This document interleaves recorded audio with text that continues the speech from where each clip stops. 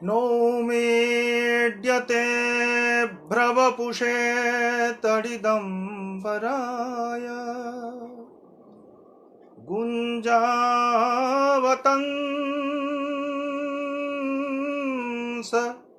परिपीच्छ लसन्मुखाय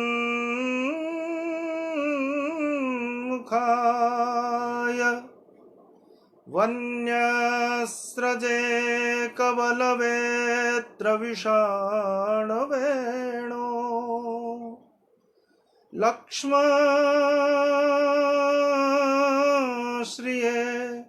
मृदुपदे पशुपाङ्गजाय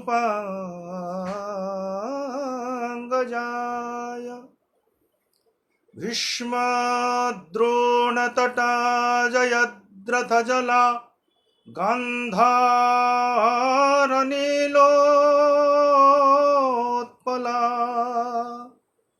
शल्यग्राहवती कृपेण वहनी कर्णेन वेलाकुला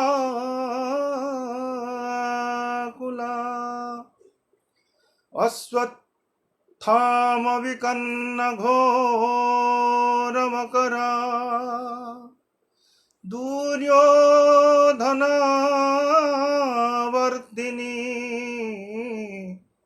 सोत्तीर्ण खलु पाण्डवैरणनदी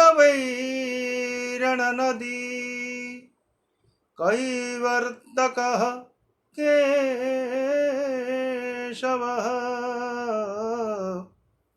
कैवर्तकः केशवः।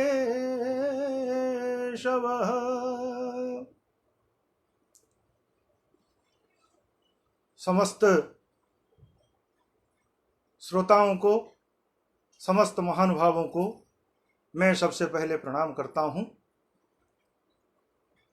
इस संस्था संस्कृत संस्कृति विकास संस्थान के संरक्षक आदरणीय विनोद जिंदल जी और ये व्याख्यान के संयोजक प्रदीप बंसल जी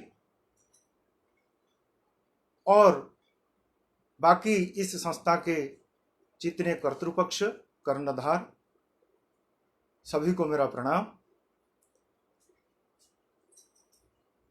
पहले व्याख्यान से पहले मैं इतना आप लोगों से कह देना चाहता हूं कि इस प्रकार का उपक्रम आज के समाज में निश्चित ही विरल है।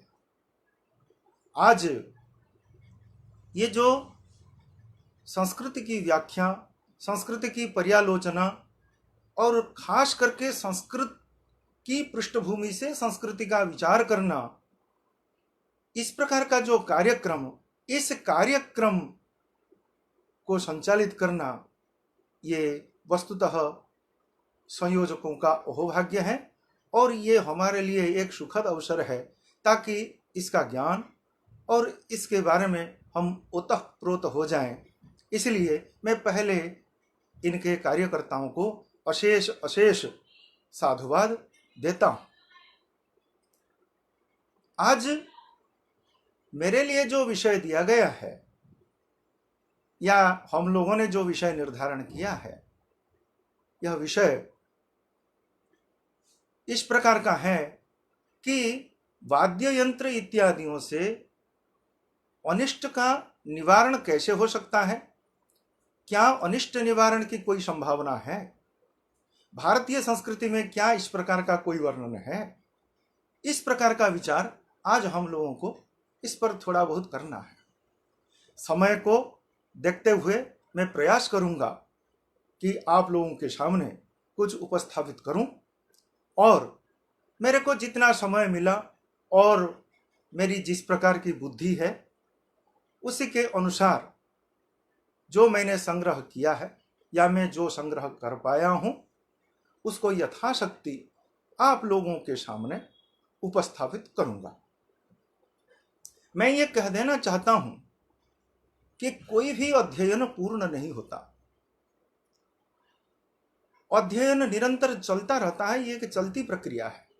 इसलिए आज इस प्रकार के अध्ययन में, इस प्रकार के समीक्षण में हो सकता है कि कुछ एक लोगों का पूर्व पक्ष आ सकता है, या और कुछ एक लोग इस पर कुछ विचार जोड़ सकते हैं। फिर भी इसको एक उपक्रम माना जाए, एक चिंतन माना जाए, और मैं निवेदन करता हूं सभी श्रोताओं से कि वे इसको ध्यानपूर्वक सुने और अपना अभिमत मेरे को प्रदान करें, ताकि मैं अपने आप को आगे सुधार सकूं। प्रिय मित्रों, इससे आगे जाने से पहले हमें ये कह देना उचित होगा, इसको स्मरण करना उचित होगा कि वाद्य घोष का क्या महत्व है। और खास करके जब कोरोना वायरस का संक्रमण हमारे भारतवर्ष में हुआ, समग्र विश्व समाज में हुआ, होने के बाद भारत समाज में आया, और इस प्रकार के भूताणु वायरस, कुछ एक लोग इसको विषाणु कहते हैं और भूताणु भी कुछ एक लोग कहते हैं, और जो भूताणु विषत्व को प्राप्त करता है उसको विषाणु कहते हैं।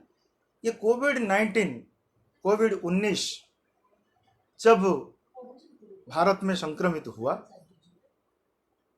तो इससे बचने के लिए भारत सरकार, राज्य सरकार और बड़े बड़े मनीषियों ने कुछ एक नए नए विचार उपस्थापित किए, कुछ एक नए नए एडवाइजरी, नए नए गाइडलाइन, नए नए उपदेश उपस्थापित किए, नए नए मार्गदर्शन उपस्थापित किए।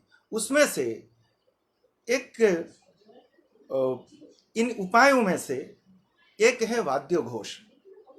22 मार्च 2020 को प्रधानमंत्री जी ने सामूहिक वाद्य घोष करने का आह्वान किया था, ताकि स्वास्थ्य कर्मियों को धन्यवाद के साथ साथ भूताणु प्रकोप का कुछ प्रशम हो सके।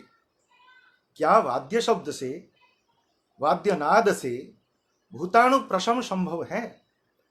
इसका समाधान खोजते हुए श्रीमद् भगवद गीता में पहले जाते हैं। श्रीमद् भगवद गीता के आलोक में कुछ विचार करेंगे। जैसे श्रीमद् भगवद गीता का प्रथम अध्याय शुरू होता है। आप लोगों को यह अच्छी तरह विदित है कि दोनों तरफ से पांडव पक्ष की सेना और कौरव पक्ष की सेना ये तैयार हैं, और 7 अक्षौहिणी सेना पांडव पक्ष की और 11 अक्षौहिणी सेना कौरव पक्ष की है। ये दोनों आमने सामने हैं, और इतने में दुर्योधन, पितामह भीष्म, जो उन कौरव पक्ष के सेनापति हैं, उनके पास जाते हैं और जाकर के कहते हैं कि, और उनको थोड़ा भड़काने की कोशिश करते हैं कि ये देखिए कि आपके सामने इस प्रकार के, और द्रोणाचार्य के पास जाते हैं और उनको कहते हैं कि देखिए आपके व्यूढ़ाम द्रुपद पुत्रेण तव शिष्येण धीमता, और ये देखिए आपके सामने आपके शिष्य ने किस प्रकार की सेना तैयार करके खड़ी कर दी। तो तब जब इस प्रकार का इशारा मिला,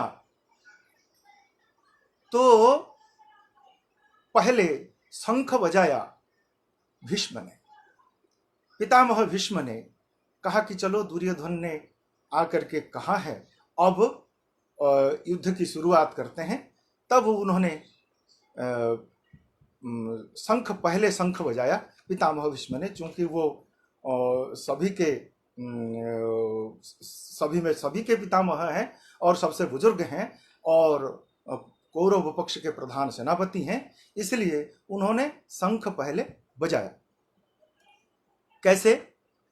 तस्य संजनयन हर्षम कुरु वृद्धः पितामहः सिंहनादम विनोद्योच्चैः शंखम दद्मौ प्रतापवान् ततः शंखाश्च भैर्यश्च पणवानक गोमुखाः सहसैवाभ्यहन्यन्त सशब्दस्तुमुलो भवत्।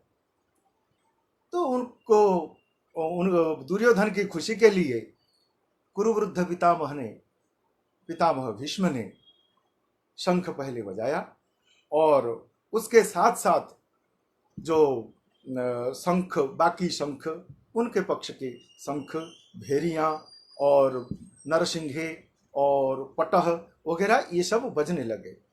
और जैसे इनके इसमें देखिए कि ये शंखनाद के साथ साथ बाकी वाद्य यंत्रों का बजना शुरू हो गया। और जैसे ही इस प्रकार का इस तरफ का कौरव पक्ष का शंख बजा, तो पांडव पक्ष से बजना चाहिए था तो शंख धृष्टद्युम्न का, क्योंकि वो प्रधान सेनापति है पांडव पक्ष का। लेकिन शंख बजा किसका? उसके बाद वो जैसे भगवत गीता में लिखा गया है कि पहले शंख बजाया कृष्ण ने, भगवान कृष्ण ने। उसमें ततः श्वेतैर्हयैर्युक्ते ततः श्वेतैर्हयैर्युक्ते महती स्यंदने स्थितौ माधवः पांडवश्चैव दिव्यौ शंखौ प्रदध्मतु। जैसे ही इस प्रकार की आवाज जैसे पितामह भीष्म की तरफ से आई, शंख का नाद हुआ और बाकी उन्हीं के शंखनाद के साथ साथ बाकी वाद्य यंत्रों का नाद हुआ। और उसके बाद सबसे पहले शंख बजाया भगवान कृष्ण ने, माधव, पहले कहते हैं माधव, उसके बाद पांडवश्चैव, उसके बाद अर्जुन ने। और उनके इस प्रकार के शंख बजाने के बाद पांचजन्यम ऋषिकेशः, उसके बाद का पद्य है पांचजन्यम ऋषिकेशः देवदत्तम धनंजयः पौंड्रम दध्मौ महाशंखम भीमकर्मा वृकोदरः। तो पहले शंख बजाया माधव ने, भगवान कृष्ण ने, और उसके बाद अर्जुन ने, उसके बाद भीम ने, उसके बाद अनंत विजयम राजा कुंती पुत्रो युधिष्ठिर, उसके बाद युधिष्ठिर का शंख बजा। फिर उसके बाद नकुलः सहदेवश्च सुघोष मणिपुष्पको, नकुल का सुघोष शंख बजा और सहदेव का मणिपुष्पक शंख बजा। फिर उसके बाद काश्यश्च परमेश्वासः शिखंडी च महारथः धृष्टद्युम्नो विराटश्च सात्यकिश्चापराजितः द्रुपदो द्रौपदेयाश्च सर्वशः पृथिवीपते सौभद्रश्च महाबाहुः शंखान दध्मुः पृथक पृथक। इस प्रकार के एक साथ जैसे ही पितामह का शंख बजा और उसके बाद इनका पांडव पक्ष के सारे शंख बजे और एक एक करके भगवान कृष्ण के बाद अर्जुन, भीम, युधिष्ठिर, नकुल, सहदेव, फिर इस प्रकार से फिर बाद में कहीं आते हैं जाकर के धृष्टद्युम्न जो प्रधान सेनापति है। तो फिर द्रुपद, फिर उसके बाद द्रौपदी के पुत्र, इस प्रकार के शंख बजाए। शंख बजाने के बाद हमारा तात्पर्य है कि इतने सारे शंख, इतनी सारी आवाज होने के बाद, शंखनाद होने के बाद क्या हुआ, शब्द का क्या प्रभाव है, ये हमें देखना है। एक तरफ तो शंख बजा, एक तरफ से भेरियां और बाकी सारे वाद्यों का नाद हुआ, और एक तरफ से इस प्रकार के शंख बजे पांडव पक्ष के। तो दोनों पक्ष से जो दो प्रकार की आवाज आई, इस प्रकार दो प्रकार के नाद हुए। तो इन नादों का क्या असर हुआ? जब भीष्म ने शंख बजाया तब भीष्म के शंख की आवाज की कोई प्रतिक्रिया यहां पर वर्णित नहीं है। लेकिन जब माधव अर्थात भगवान कृष्ण और अर्जुन, युधिष्ठिर, भीम इत्यादियों के शंख बजे, उसके बाद भगवान व्यासदेव कहते हैं सघोषो धार्तराष्ट्राणाम हृदयानि व्यदारयत् नभश्च पृथिवीं चैव तुमुलो व्यनुनादयन्। कितनी अच्छी बात है, कितनी अच्छी सोच है। ये इस प्रकार का जो घोष है, भगवान कृष्ण का शंखनाद, अर्जुन का शंखनाद और इनका जो, क्योंकि ये सब धर्म पक्ष के हैं, इस प्रकार के शंखनाद और इस प्रकार के वाद्यनाद इन्होंने क्या किया? धार्तराष्ट्राणाम हृदयानि व्यदारयत्, धार्तराष्ट्र धृतराष्ट्र के पुत्रों का, और गौण अर्थ में कह दिया जाए कि कौरव पक्ष के जितने सारे थे, सबका युद्ध से पहले उनके सारे हृदय विदीर्ण हो गए। इसका तात्पर्य क्या है? अब इस पर थोड़ी सी चर्चा कर लें।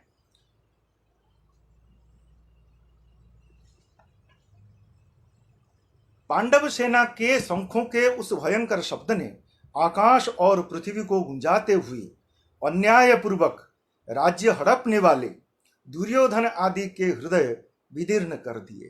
तात्पर्य है कि हृदय को किसी अस्त्र शस्त्र से विदीर्ण करने से जैसी पीड़ा होती है, वैसी ही पीड़ा उनके हृदय में शंखध्वनि से हो गई। उस शंखध्वनि ने कौरव सेना के हृदय में युद्ध का जो उत्साह था, बल था, उसको कमजोर बना दिया, जिससे उनके हृदय में पांडव सेना का भय उत्पन्न हो गया। पांडव सेना में शंख सबसे पहले भगवान कृष्ण ने ही बजाया था। उनके बाद अर्जुन, भीम, युधिष्ठिर, नकुल, सहदेव, काशीराज, शिखंडी, धृष्टद्युम्न, विराट, सात्यकी, द्रुपद, द्रौपदी के पांचों पुत्र, अभिमन्यु, इसी क्रम से वीरों ने अपना अपना शंख बजाया। इससे यह स्पष्ट प्रतीत होता है कि कृष्ण के सबसे पहले शंख बजाने से वही पांडव सेना के मुख्य थे। चाहे धृष्टद्युम्न को सेनापति नियुक्त किया गया हो, कृष्ण स्वयं धर्मपालक थे, अतः यह धर्म रक्षा का युद्ध था। इसी कारण से पांडव पक्ष की शंख ध्वनि से अधर्मी कौरव पक्ष का निरुत्साहित हो जाना स्वाभाविक ही था। इससे सिद्ध होता है कि अधर्म पर विजय के लिए शंख ध्वनि या वाद्य घोष का बहुत बड़ा योगदान है।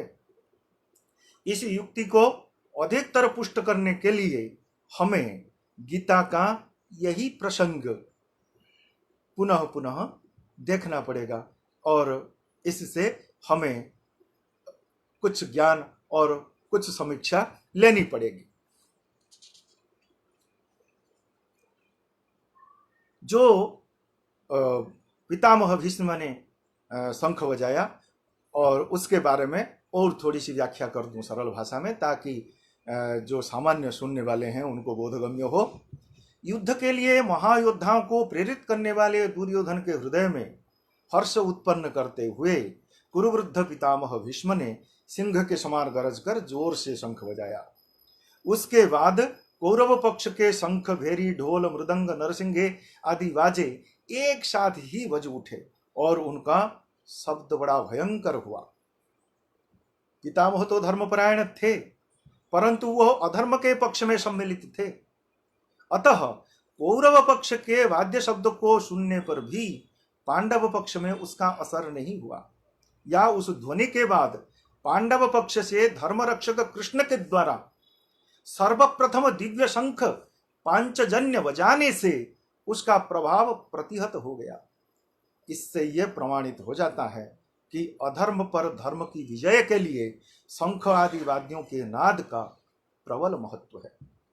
इस दृष्टि से प्रत्येक शुभ कर्म में, सायं प्रातः पूजन विधि में तथा आरती आदि में वाद्यनाद का विधान है, जिससे नकारात्मक शक्तियां पराभूत हो जाती हैं।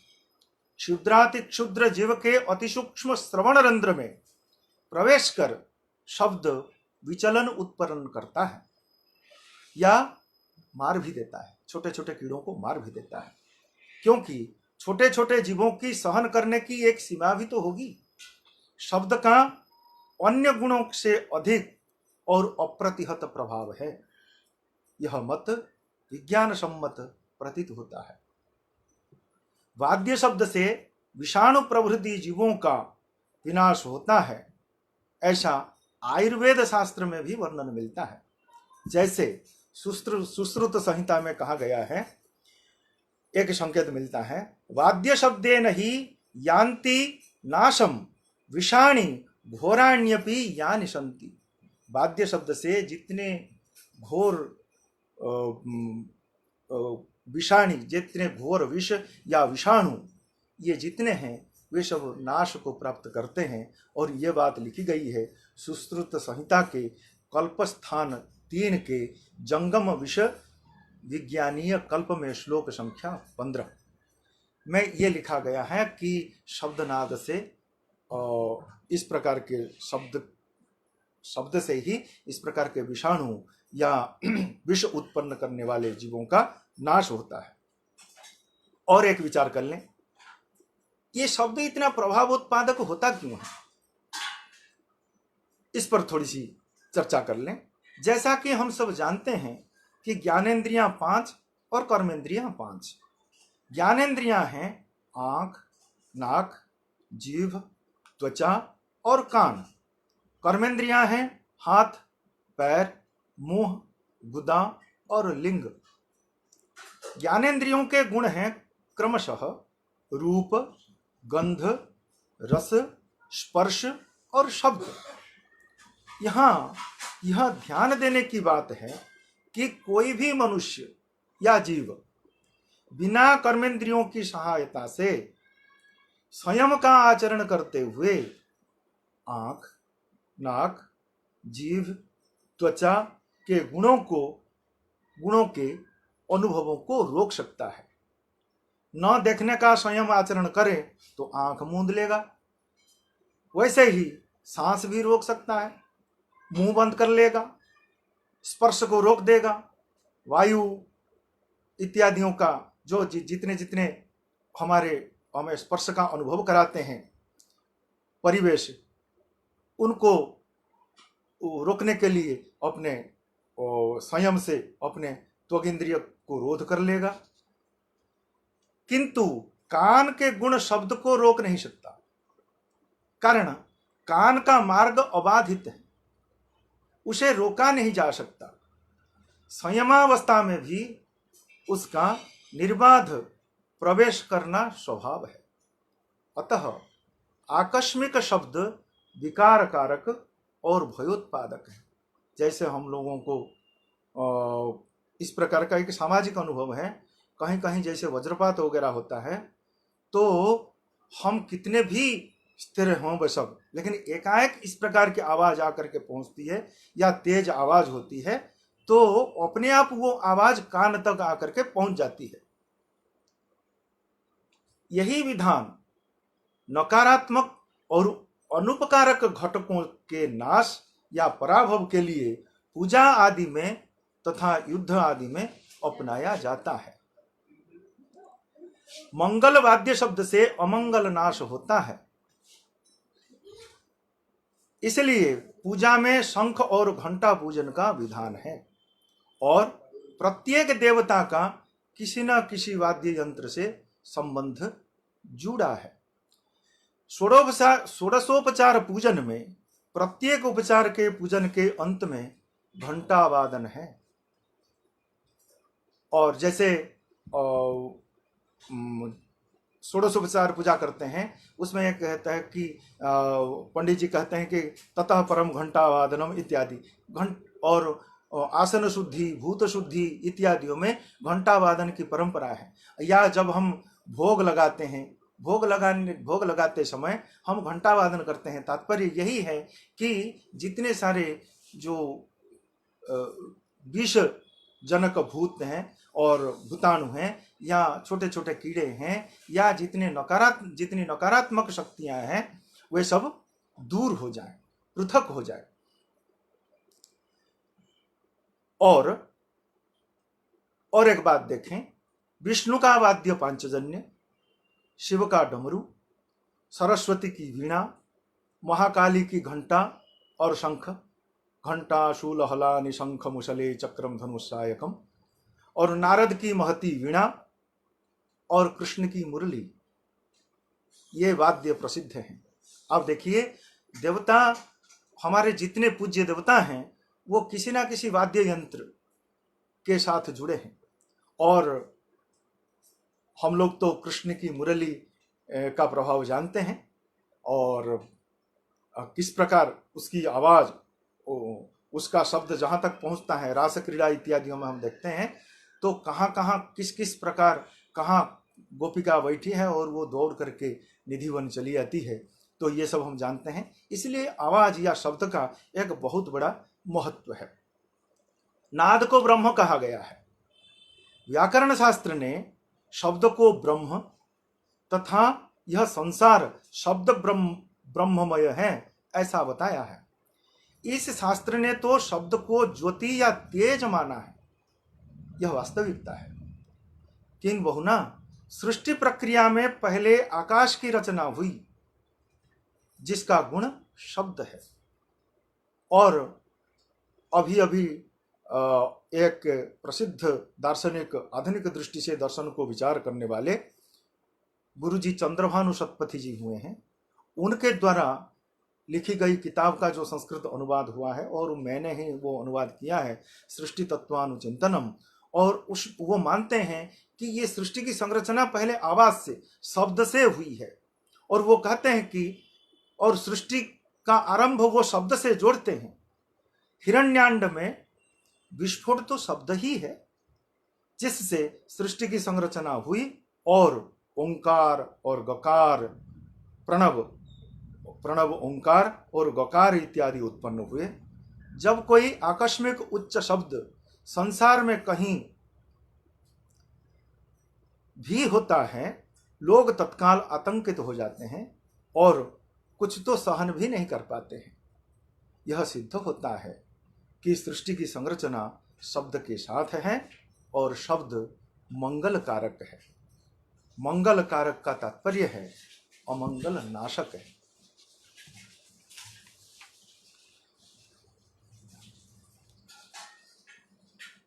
मुझे श्रीमद् भागवत का एक प्रसंग याद आता है कि शब्द क्या करता है। श्रीमद् भागवत का एक प्रसंग जो चतुर्थ स्कंद में है, वेन नाम से एक अधर्मी अमंगलकारी राजा हुआ था, जिसका ऋषियों ने अपने सम्मिलित मुख शब्द से नाश कर दिया था। ऋषियों की आवाज से उसका हृदय फट गया था। जैसे भागवत में कहा गया है, इत्थम व्यवसिता हंतुम ऋषयो रूढ़मन्यवः निर्जघ्नुर्हुंकृतैर्वेनम हतमच्युत निंदया। जब अधर्म बढ़ गया वेन का और वो उसने किसी को भी नहीं सुना, किसी के सदुपदेश को नहीं माना, तब अंततो गत्वा ये मुनियों ने एक हुंकार किया, एक घोष, एक नाद किया, और इनके सम्मिलित नाद से वेन फट गया। और उसके बाद ये संसार को रक्षा करने वाले संसार पृथ्वी जिनके नाम पर पड़ा, और पृथु उत्पन्न हुए जो भगवान के अवतार थे। अतः मंगल कामना से की गई ध्वनि या नाद या घोष निश्चित रूप से अमंगल पक्ष का नाशक है। शंख ध्वनि से आसपास रेंगते हुए कीड़े निष्क्रिय हो जाते हैं या मर जाते हैं। ऐसा हमने एक प्रामाणिक विश्वसनीय व्यक्ति से सुना है। एक बार हमारे कुलपति जी, विश्वविद्यालय के कुलपति जी प्रोफेसर रमेश कुमार पांडेय जी ने कहा, और यह हमें प्रामाणिक लगा भी, कि उनके सायंकाल में उनके द्वारा की गई शंख ध्वनि से पास में रेंगता हुआ एक कीड़ा निर्जीव सा हो गया और उसमें अचेत अवस्था आ गई और वो मृत्यु को प्राप्त हो गया। ये उन्होंने स्वयं ही देखा है, और ये बात उन्होंने कई लोगों को ये इस प्रकार की बात बताई है, और एक बार ये बात मैंने उनसे सुनी है। इससे ये सिद्ध होता है कि अगर ये छोटे छोटे कीड़े मर जाते हैं तो भूताणु या विषाणु, इनका मरना, इनका नाश होना स्वाभाविक है, क्योंकि ये तो कई सहस्त्र, कई लक्ष गुणों से छोटे हैं इन छोटे छोटे कीड़ों से। इसलिए इस प्रकार शब्द का एक बहुत, जैसे सुश्रुत संहिता कहती है, और बाकी हम लोगों ने समीक्षा दृष्टि से देख लिया है कि इस प्रकार की संभावना है कि आवाज से, नाद से, घोष से इस प्रकार के अमंगलकारी विषाणु भूताणुओं का नाश अवश्य ही संभावित है। शंख ध्वनि के साथ यदि अन्य वाद्य एक देश में एक साथ बजें तो उस वाद्य से अमंगल नाश पूर्वक भूताणुओं के नाश का परिणाम अवश्यंभावी है, जिसको ध्यान में रखते हुए शायद इस प्रकार की हमारी सांस्कृतिक परंपरा, हमारी भारतीय शास्त्र परंपरा को देखते हुए, ध्यान में रखते हुए हमारे माननीय प्रधानमंत्री मोदी जी ने इस प्रकार की घोषणा की थी, ताकि ये उनके धन्यवाद स्वास्थ्य कर्मी और सुरक्षा कर्मियों के धन्यवाद के साथ साथ भूताणुओं का, विषाणुओं का नाश हो सके, इस प्रकार की संभावना से शायद इस प्रकार का उपदेश समग्र भारतवासी को उन्होंने प्रसारित किया था। इसलिए, और सबसे बड़ी बात है, हमारे एक मंगलाष्टक है। मंगलाष्टक में 8 मंगल श्लोक 8 हैं और उनमें से एक वाद्य यंत्रों परक एक अष्टकों में से एक पद्य है जिसको मंगलाष्टक में मंगलकारी वाद्यों को लेकर स्तुति करते हुए भक्त विश्व कल्याण की कामना करता है। और वह स्तुति इस प्रकार है कि झिल्ली झरझरिका मृदंग पटहौ, यहां पर देखिए सारे वाद्य आएंगे। झिल्ली झरझरिका मृदंग पटहौ भेरी च शंख ध्वनि वीणा तुम्बुरुरानकश्च पणवो घंटारवो घर घर तालाः काहल दुंदुभी च डमरु ढक्का च वंशी ध्वनि रेते वाद्यगणा सुघोष सहिताः कुर्वन्तु ते मंगलम, कुर्वन्तु ते मंगलम। इसमें देखिए कि ये वाद्य यंत्र हमारी भारतीय परंपरा में, भारतीय संस्कृति में कहीं ना कहीं प्रयुक्त होते हैं। और हम लोग जानते हैं कि हमारी भारतीय परंपरा में वाद्य यंत्र हमारे संगीत के साथ किस प्रकार जुड़े हैं। हमारी पूजा विधि, यहाँ तक कि हमारे युद्ध के साथ साथ जितने सारे मंगलकारी कार्य होते हैं सभी में वाद्य घोष का विधान है।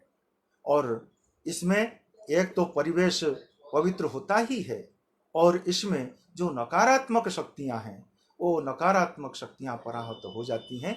ये हमें हमारे शास्त्रों से और हमारी विद्याओं से, हमारी संस्कृतियों से ये इस प्रकार के प्रमाण हमें मिलते हैं। हमारा एक पूजन है, हमारी पूजन विधि में घंटा अत्यावश्यक है। और पूजन से पहले घंटा पूजन, शंख पूजन इत्यादि होता है। अगर इनका कोई महत्व नहीं होता, आप लोग ध्यान से सोचें कि अगर इनका कोई प्रभाव न होता, इनका कोई प्राधान्य न होता, तो ये हमारी संस्कृति में इस प्रकार के वाद्य यंत्र नहीं जुड़े जाते। हम लोग देखते हैं कि जैसे भगवान की आरती में कहीं कहीं तो भगवान की आरतियां सवेरे से ले सवेरे, फिर मध्याह्न आरती, फिर सायंकाल आरती, फिर रात्रि आरती, सया आरती, इस प्रकार की आरतियां होती हैं। और उन आरतियों में सामूहिक वाद्य बजते हैं। सामूहिक वाद्य बजने का तात्पर्य है कि इस प्रकार के विषाणुओं का या भूताणुओं का या जिस प्रकार के ये नकारात्मक शक्तियां हैं ये तो पराहत हो जाती ही हैं, और एक प्रकार का कंसंट्रेशन, एक प्रकार की स्थिरता मन को मिलती है। और मनुष्य इनके साथ साथ नकारात्मक शक्तियों के पराहत होने के साथ साथ ये भगवान के प्रति, अपनी निष्ठा के प्रति, अपनी भक्ति के प्रति और सुदृढ़ हो जाता है, और भगवान के प्रति, भगवान की मूर्ति के प्रति और भगवान की भावना के प्रति एकाकार हो जाता है। इसलिए वाद्य यंत्रों का हमारी मंगल के साथ साथ अमंगल नाश के साथ साथ हमारे भारतवर्ष की संस्कृति में एक ही अविच्छेद्य व्यवहार के रूप में वाद्य यंत्रों का घोष जुड़ा हुआ है। और ये यथाशक्ति थोड़ा बहुत मैंने आप लोगों के सामने उपस्थापित किया। आशा है कि आप लोगों को अवश्य ही मेरे इस प्रकार के कथन से थोड़ा बहुत ज्ञान प्राप्त हुआ होगा। और मैं तो इतना यहाँ पर कहते हुए अपनी वाणी को विराम देता हूँ। और मैं आयोजकों को, खास करके चिंदल साहब, बंसल साहब, इन लोगों ने जो अथक प्रयास करते हुए भारत के मूर्धन्यभूत बड़े बड़े विद्वानों को इस संगठन के साथ, संस्थान के साथ जोड़ते हुए नई नई अवधारणाओं के साथ, नए नए विषयों के साथ यहाँ पर जो उपक्रम कराते हैं और उनका व्याख्यान कराते हैं, और इसमें मैं देख रहा हूँ कि कितने दर्शक, कितने श्रोता इसमें जुड़ते हैं। निश्चित रूप से इस प्रकार के ये लॉकडाउन काल में, ये संगरोध के काल में, ये एक अनमोल लाभकारी उपक्रम है और कार्यक्रम है, और ये आगे भी और लोगों का संस्थान उपकार करता रहेगा। इस प्रकार के व्याख्यानों को आयोजित करते हुए मैं यहाँ पर सभी को धन्यवाद देते हुए, पुनः पुनः सभी को प्रणाम करते हुए विदाई लेता हूँ। धन्यवाद, नमस्कार।